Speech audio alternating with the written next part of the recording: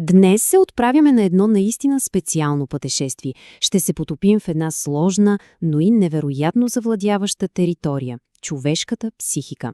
И ще го направим през погледа на един от нейните най-велики картографи – Карл Густав Юнг. Това е един поглед към неговата карта на душата. Но преди да разгърнем самата карта, трябва да разберем драмата зад нейното създаване. Защото тази теория не се ражда в тишината на някой кабинет, тя е родена от един интелектуален сблъсък, който променя историята на психологията завинаги. Какво се случва, когато ученикът надрасне своя учител? Когато наследникът, коронованият принц, както Зигмунд Фройд нарича Юнг, реши да тръгне по свой собствен, напълно радикален път? Ето това е въпросът, който стои в сърцето на раздялата между тези двама титани. И ето я и същината на спора, ябълката на раздора. За Фройд всичко се свежда до личната биография, до травмите от детството, до потиснатите желания. Но Юнг започва да вижда нещо много по-голямо, много по-дълбоко. Той осъзнава, че ние не сме просто продукт на нашите няколко десетилетия живот, а сме свързани с нещо древно и универсално. През 1912 Юнг, така да се каже, хвърля бомбата. Публикува книгата си «Символи на трансформацията». За Фройд това не е просто теоретично разминаване. Не, той го вижда като акт на предателство, като лична съпротива срещу бащата. За Юнг обаче това е просто една неизбежна стъпка напред, продиктувана от собствените му открития за необятността на психиката. Добре, след като вече разбираме контекста, нека най-накрая се гмърнем в самия модел на Юнг. Ще започнем от най-познатата, най-осветената част на нашия вътрешен свят. И така започваме от центъра на познатия ни свят – егото. Това е нашата идентичност, нашето усещане за аз. То е фокусът на съзнанието, онази точка, от която гледаме света. Но, и това е ключово при Юнг, егото съвсем не е господарят на къщата. Тази метафора на Юнг е просто брилянтна. Тя илюстрира една от ключовите му идеи. Егото, нашият съзнателен аз, е просто един малък осветен остров, който се намира насред огромен, тъмен и невероятно могъщ океан. А този океан е несъзнаваното. Всичко, което осъзнаваме за себе си в този момент, е само върхът на айсберга. Ето тази диаграма ни дава визуална представа за нашето пътешествие. Ще се движим отвън навътре. От външните, съзнателни пръстени, ще потъваме все по-дълбоко към по-тъмните и по-древни слоеве на психиката. Първата ни спирка, точно под прага на съзнанието, е личното несъзнавано. Представете си го като личен архив, таванско помещение, където се съхранява всичко, което някога сме преживели, но сме забравили или потиснали. Тук, на това ниво, Юнг и Фройд все още са на едно мнение. Ключови обитатели на това място са така наречените комплекси. Юнг ги описва като фрагментарни личности или автономни малки правителства вътре в нас. Знаете ли онези моменти, когато казваме «нещо ме обзе» или «просто не бях на себе си»? Много е вероятно точно тогава някой комплекс да е поел контрола над егото и да е саботирал най-добрите ни намерения. И ето тук стигаме до големият разрив, до идеята, която разделя Юнг от Фройд завинаги. Колективното несъзнавано. Това вече не са нашите лични, биографични спомени. Това са спомените на цялото човечество. Според Юнг, ние не се раждаме като празна дъска. Не. Идваме на този свят с вроден генетичен код на духа.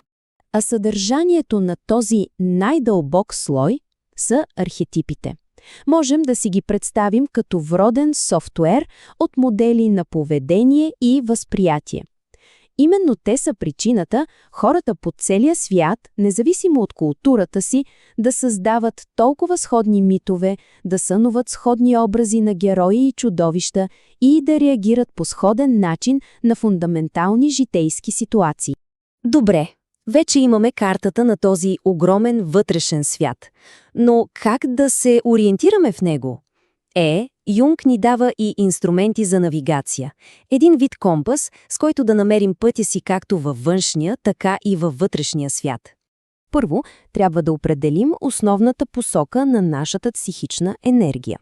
Юнг нарича тези две основни нагласи – екстраверсия, когато енергията е насочена навън, към света на обектите, и интроверсия, когато е насочена навътре, към света на субекта, на идеите. Това е просто естественият поток на нашето либидо. Но само посоката не е достатъчна. Нуждаем се и от конкретни инструменти за навигация.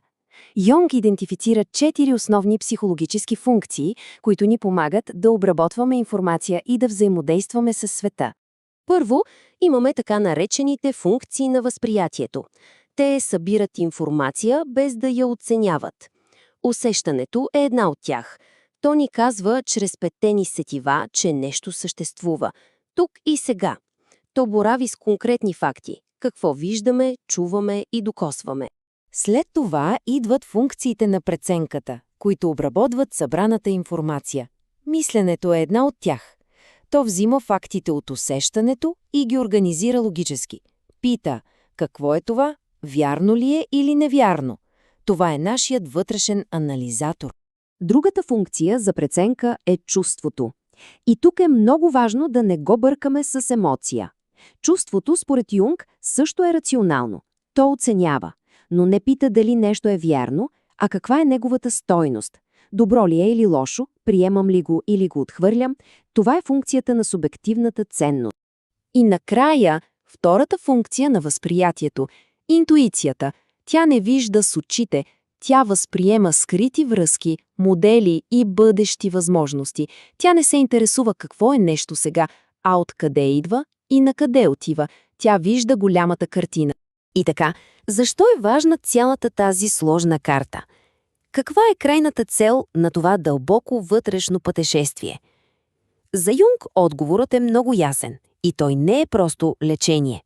Целта е достигането до цялостната личност или, както е по-известна, the self. Това не е егото. Ако егото е центърът на съзнанието, то цялостната личност е центърът на цялата психика, включително и на необятното несъзнавано. Тя е онази тоталност, към която се стремим през целия си живот. В своите мемуари Юнг обобщава целия си живот с тези думи. Процесът, който той нарича индивидуация, е именно това. Да позволим на съдържанията от несъзнаваното да се проявят. Да ги интегрираме в съзнанието си и така да станем не перфектни, а цели. Разбира се, Юнг ни е дал карта, но всеки от нас трябва сам да извърви своя път. Картата е само инструмент за разбиране, а не догма. Така че въпросът остава, след като вече познаваме основните забележителности, готови ли сме да започнем да изследваме собствената си вътрешна територия?